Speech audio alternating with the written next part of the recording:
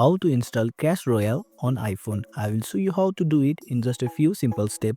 Let's get started. Open your App Store. Tap onto the search icon. In the search bar, you have to type in Clash Royale. Select the top result. Then tap on Get.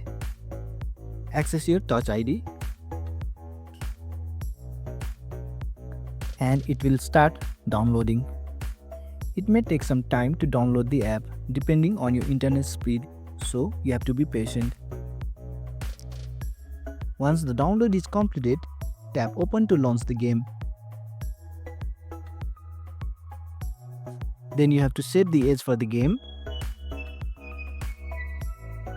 and you have to sign it with Supercell ID or Apple ID to save the progress. And you can enjoy the battle and strategy gameplay.